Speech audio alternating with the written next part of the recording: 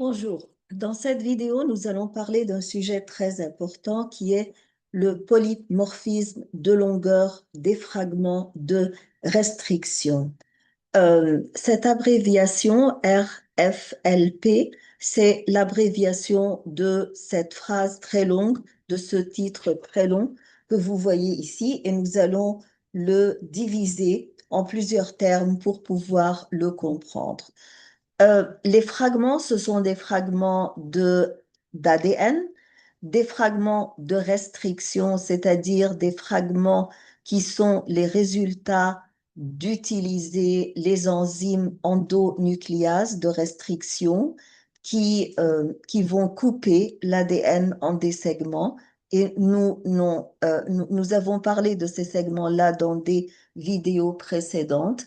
Et puisque ces fragments-là ont des longueurs différentes, donc on appelle les fragments qui en résultent polymorphisme, c'est-à-dire ce phénomène d'avoir des fragments de longueurs différentes, parce que poly veut dire multiple et morphisme veut dire conformation. Donc, si vous vous rappelez des enzymes endonucléases de restriction, ce sont des enzymes qui sont dérivées de bactéries comme l'EcoRI et qui reconnaissent certains sites de reconnaissance sur la molécule bicaténaire ou deux brins d'ADN. Et puis, ils s'attachent à ce segment de reconnaissance, à cette séquence très spécifique qui se trouve sur les deux brins. L'enzyme va se placer ici et va commencer à couper la molécule ou ce segment de brins d'ADN en deux morceaux ou deux fragments. Et vous voyez ici sur le diagramme les ciseaux. On appelle les enzymes ou on les décrit comme des ciseaux biologiques, des ciseaux moléculaires biologiques parce que ils coupent des molécules d'ADN dans les cellules. Et à la fin, nous avons ce relativement plus long segment d'ADN double brin qui est divisé en deux fragments, un à droite et l'autre à gauche. Et vous voyez alors les extrémités qui sont adhésives parce qu'elles sont simples brins et donc elles ont tendance à s'apparier encore une fois aux bases complémentaires. Donc, vous pouvez avoir deux fragments de longueur différente et ça dépend de la longueur de la séquence que l'enzyme a coupée. Ici, vous pouvez voir que nous avons un gène cible ou un gène d'intérêt que l'on veut détacher du chromosome. Et vous pouvez remarquer quelque chose de très intéressant, c'est qu'à droite et à gauche du gène, le gène est flanqué de deux sites de reconnaissance. Et ils sont exactement les mêmes sites de reconnaissance qui vont être découpés ou coupés par l'enzyme endonucléase de restriction de la même façon, cette découpure-là. Et alors, nous allons avoir le gène qui va être séparé du milieu du chromosome et un fragment à droite et un fragment à gauche. Et bien sûr que le gène ne se situe pas nécessairement exactement au milieu du chromosome. Donc, vous pouvez avoir trois segments de longueur différence ou trois séquences double brin d'ADN de longueur différence, celle du gène et celle des deux morceaux qui sont à côté.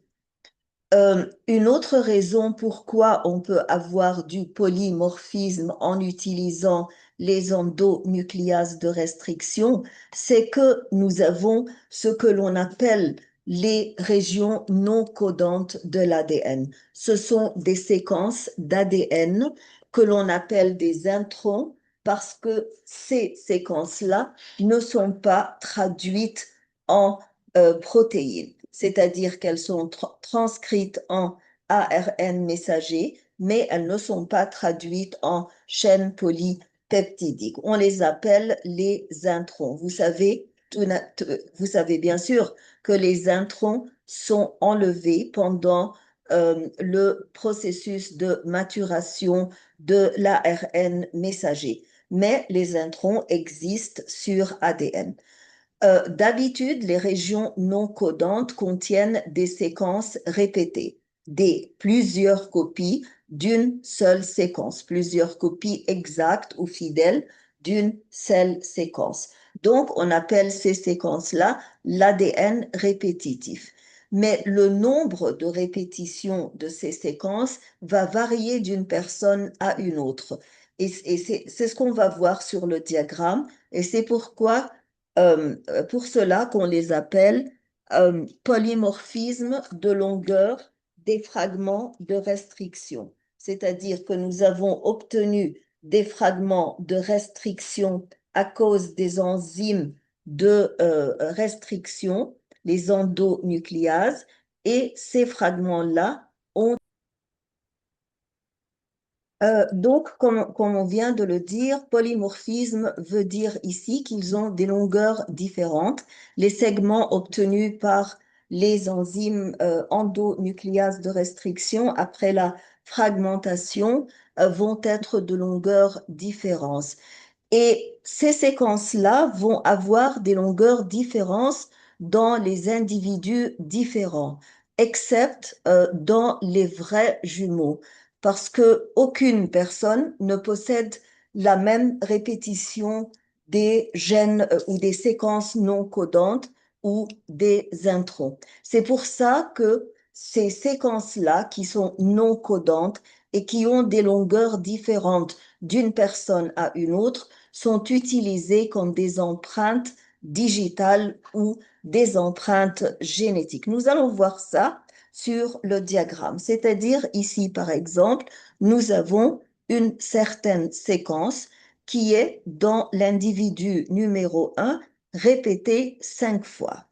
Et dans le même individu, sur l'autre chromatide, la même séquence est répétée seulement 2 fois. Pourquoi? Parce que ces séquences-là, bien qu'elles soient non codantes, sont considérées comme des allèles. Donc, nous avons un allèle, par exemple, paternel, qui est ici indiqué par A5, et un autre allèle qui est maternel. Donc, ils ne sont pas nécessairement de la même longueur. Dans un autre individu, l'individu numéro 2, nous avons la même séquence dans le même locus ou le même site sur le chromosome, mais on l'appelle allèle 3 parce qu'elle est répétée seulement 3 fois. Ici, sur l'autre brin, disons qu'il est le brin maternel, nous avons 4 fois répétition, 4 répétitions de la même séquence. Donc, on appelle ça l'allèle A4. Donc, la même séquence est répétée ici 5 fois, on l'appelle A5, 2 fois sur le brin maternel, on l'appelle allèle A2, 3 fois ici, on l'appelle allèle A3, et 4 fois ici, et on l'appelle allèle A4.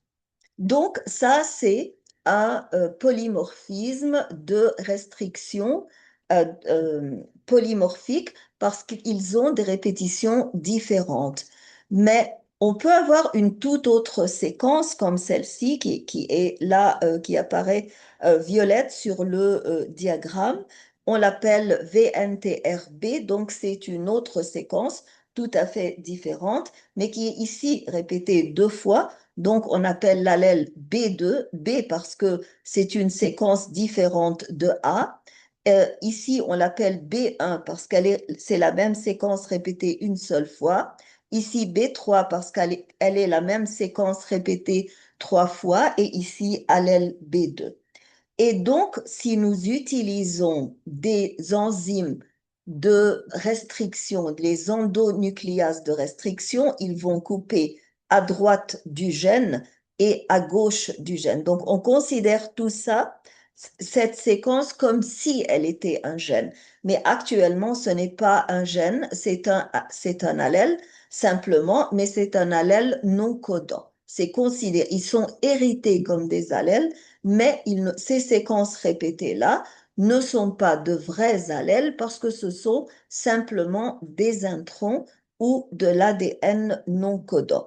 Mais si on ajoute à ces chromosomes-là des enzymes de restriction endonucléase qui reconnaissent les sites de reconnaissance à droite et à gauche, c'est-à-dire qu'ils sont spécifiques à ces sites de reconnaissance, ils vont couper ou découper ce chromosome en 3 morceaux. Même chose pour ce chromosome-là et pour tous les chromosomes. Donc, à la fin, nous allons avoir 12 segments.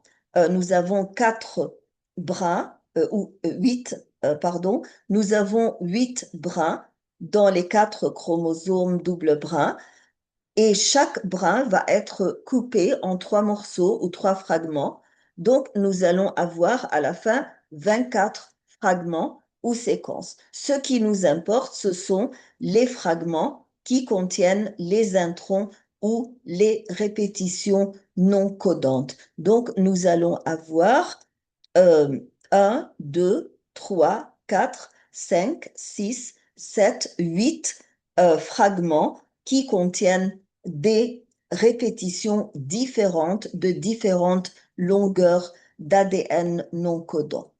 Et quand vous allez les ajouter comme des échantillons dans les puits du gel électrophorèse, ils vont être séparés d'une façon différente parce qu'ils ont des longueurs différentes. Alors ici, nous avons les 4 fragments, 2 bleus et 2 violets de l'individu 1, et ici, nous avons ceux de l'individu 2. L'individu 1 ou individu 1 a des allèles A et des allèles B. Et les allèles A sont ou bien A5 ou A2 et les allèles B sont ou bien B2 ou B1. De même chose, ici nous avons des allèles A et des allèles B. A indique la séquence elle-même. Donc, il y a des séquences communes entre individu 1 et individu 2, puisque tous les deux ont l'allèle A, mais elles ne sont pas exactement identiques, parce que c'est vrai que la séquence elle-même est identique, mais c'est le nombre de répétitions de cette séquence qui est différent. De même chose, de la même façon, nous avons l'allèle B, euh, euh, ou l'allèle B qui est la séquence elle-même, est identique entre individu 1 et individu 2.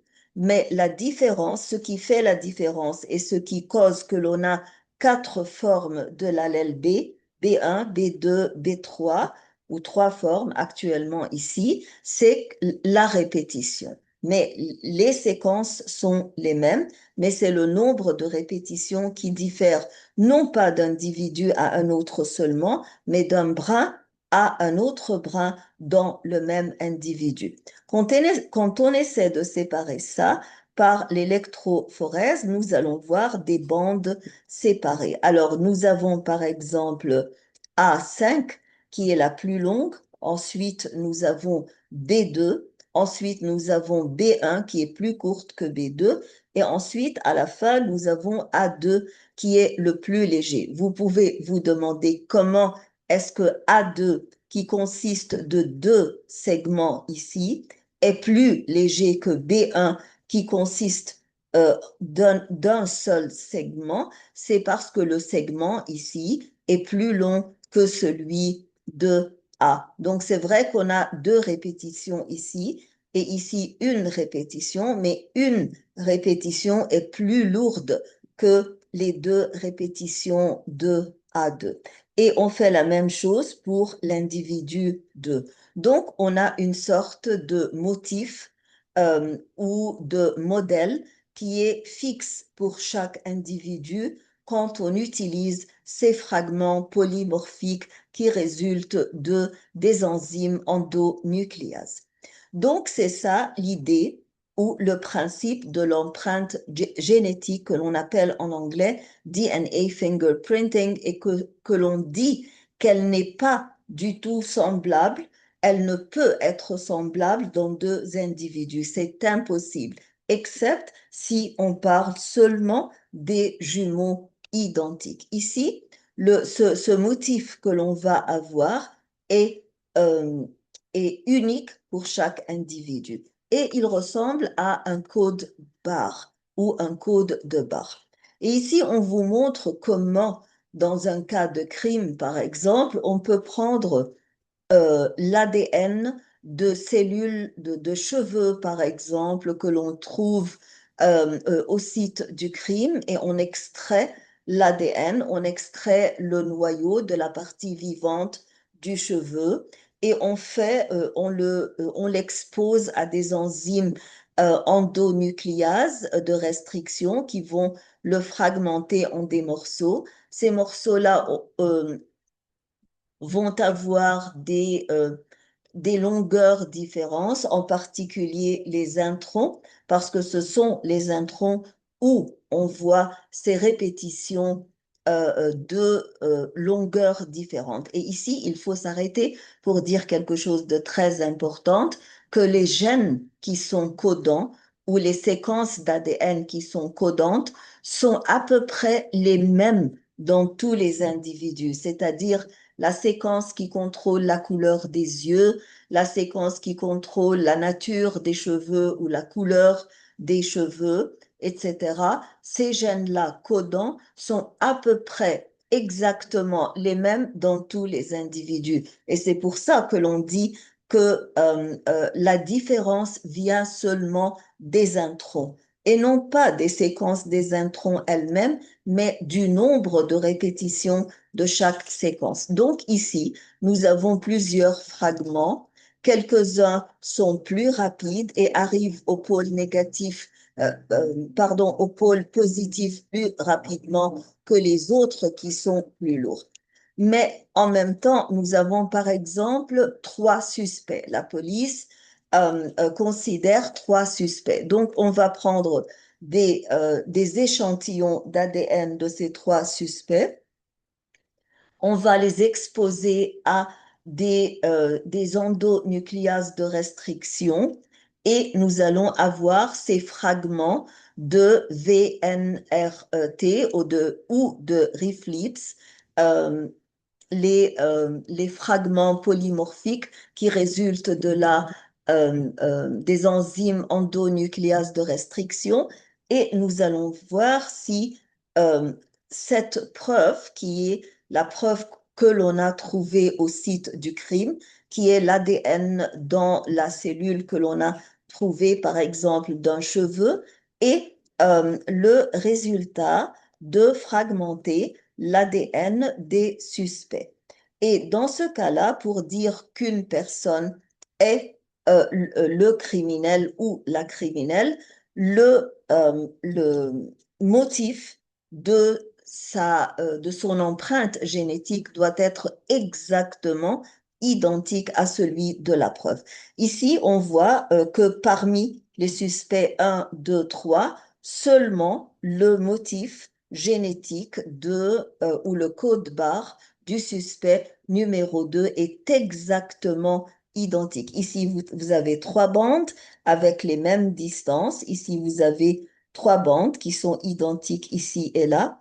Et le fait qu'ils soient au même niveau horizontal vous indique que, par exemple, cette barre-là ou ce fragment-là, naturellement, c'est pas un seul fragment, mais c'est une quantité de fragments qui ont la même masse et la même longueur, donc ils sont superimposés les uns sur les autres. Donc cela a exactement la même longueur que cela et d'ailleurs la même masse. Euh, et donc, c'est le suspect numéro 2 qui est le criminel dans ce cas. Et ça vous indique comment ces segments-là sont utilisés efficacement dans les empreintes génétiques. Donc, ces fragments de polymorphismes qui résultent de restrictions sont très importants pour l'empreinte génétique et ils s'appliquent essentiellement sur les introns ou sur les segments non codants de l'ADN, sur les segments non codants. On les appelle RIFLIP pour abrévier et on les utilise non pas seulement dans les crimes, mais aussi on les utilise dans les tests de paternité, surtout quand il y a un cas de contestation de paternité ou de désaveu de paternité. Naturellement, quand une femme est enceinte et qu'elle donne naissance à un bébé, on sait que c'est la mère, mais parfois, surtout quand il n'y a pas un mariage documenté, on ne connaît pas le père. Donc, si une femme dit qu'un certain père ou qu'un certain homme est le père de son enfant et lui, il n'avoue pas la paternité de l'enfant, donc on peut faire ce test-là pour prouver que cette personne-là est le père ou n'est pas le père de cet enfant. Mais il faut dire que dans les tests de paternité, en cas de contestation de paternité, ces tests-là sont de bons tests négatifs, mais non pas de bons tests positifs. C'est-à-dire qu'il est plus facile de nier ou de dire que cet homme en particulier ne peut pas être le père de ce fils parce que l'empreinte génétique est totalement différente. Euh, Pourquoi donc est-ce qu'ils sont utilisés comme des tests de paternité? Parce qu'ils sont transmis dans les gamètes justement comme les allèles codants. Euh, Ici, par exemple, ça c'est un autre exemple pour un crime et les suspects. Nous avons ici 4 suspects et il est clair que le suspect numéro 2 est la personne qui a exactement le même motif et la même empreinte génétique que l'ADN qui a été trouvé dans la scène du crime. Mais si dans le cas criminel ou de crime, les deux motifs, celui du suspect et celui de l'ADN extrait du site du crime, doivent être exactement identiques pour qu'il n'y ait aucun doute que cette personne-là a commis le crime. Mais en cas de la paternité, donc ils ne doivent pas exactement être identiques. Pourquoi? Parce que l'enfant prend une moitié de son ADN de la mère et l'autre moitié de son ADN du père, comme on va l'expliquer tout de suite. Par exemple, ici, si nous voyons là l'empreinte génétique de l'enfant, nous allons voir qu'elle n'est ni identique, complètement identique à celle du père, non complètement identique à celle de la mère. Mais si nous comparons fragment par fragment, nous allons voir que ce fragment est au même niveau de ce fragment chez la mère, alors que l'autre fragment qui contient l'autre allèle avec un différent nombre de répétitions est exactement au même niveau du père, de celui du père. Et ici, par exemple, pour ces deux fragments ou ces deux bandes, la bande en haut est au même niveau que celui de la mère, alors que la bande en bas est au même niveau que la bande du père. Même chose ici, mais cette bande-là en particulier est au même niveau que celle de la maman et celle du père. Donc, cela vous indique que parfois, le nombre de répétitions chez la mère pour un certain allèle est exactement égal à celui du père. Donc, le problème, ce n'est pas qu'il n'y a pas du tout de ressemblance entre le nombre de répétitions entre deux personnes différentes, mais c'est le motif tout entier, l'empreinte génétique tout entière qui ne peut pas être identique entre deux personnes. Donc, en médecine légale, comme on vient de le dire, les RIFLIP sont également utilisés pour identifier les auteurs des viols ou d'homicides et on compare, comme on vient de le dire, l'ADN retrouvé sur la scène de crime avec les suspects. Et ici, comme on vient de l'expliquer, mais c'est un autre exemple, on peut constater tout de suite que un de ces trois suspects a exactement le même code barre ou la même empreinte génétique que l'ADN qui a été trouvé à la scène du crime et ils sont exactement identiques. Et alors, cette analyse des RIFLIP est extrêmement fiable, c'est-à-dire qu'elle est sûre, qu'elle est crédible, qu'elle est digne de confiance et on l'utilise naturellement pour résoudre beaucoup de problèmes. Et il y a beaucoup de personnes qui ont été condamnées uniquement sur la base de preuves d'ADN, qui est une preuve très crédible et en même temps, d'autres personnes ont été innocentées et libérées grâce à ces analyses d'ADN. Donc, encore une fois, nous allons répéter qu'en criminalistique, le profil ADN du suspect doit être strictement identique à celui de l'échantillon que vous avez prélevé de la scène du crime. Et c'est naturel parce que ça va déterminer si cette personne-là va être innocentée ou bien va être condamnée, comme on vient de le dire dans le paragraphe précédent. Mais dans les tests de paternité, comme je viens de l'expliquer, le profil ADN de l'enfant ne doit pas être identique à celui du père. Il est suffisant qu'il partage les VNTR communs, c'est-à-dire que l'enfant a quelques VNTR communs avec le père et d'autres VNTR communs avec la mère.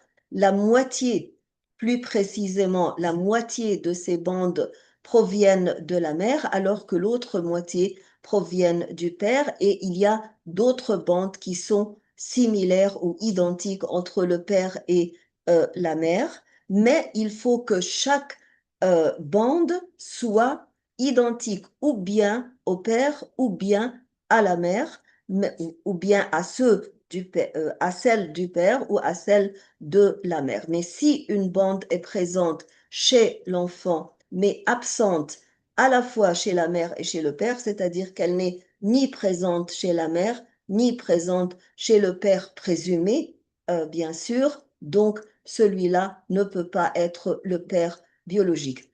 Bien sûr, l'enfant, toutes les bandes maternelles sont communes avec celles de l'enfant. Le problème, ce n'est pas avec la mère. Le problème, c'est avec le père présumé. Donc, s'il y a une bande qui n'est ni présente chez la mère ni chez le père présumé, donc ce père-là ne peut pas être le père biologique parce que la faute ne peut pas être de la part de la mère. Le déficit va être de la part du père présumé. Et bien sûr, si nous avons deux échantillons qui proviennent de la même personne, ils doivent être identiques. Nous allons nous arrêter là et dans la vidéo dans la vidéo suivante, pardon, nous allons discuter comment on peut utiliser ces reflips pour suivre certaines maladies héréditaires dans les familles. Si vous avez trouvé cette vidéo utile, donc s'il vous plaît, cliquez sur like, écrivez vos commentaires parce que votre feedback nous est très important. Inscrivez-vous, abonnez-vous à la chaîne si vous ne vous êtes pas encore abonné et partagez cette vidéo avec vos collègues et vos camarades de classe. Merci et à bientôt.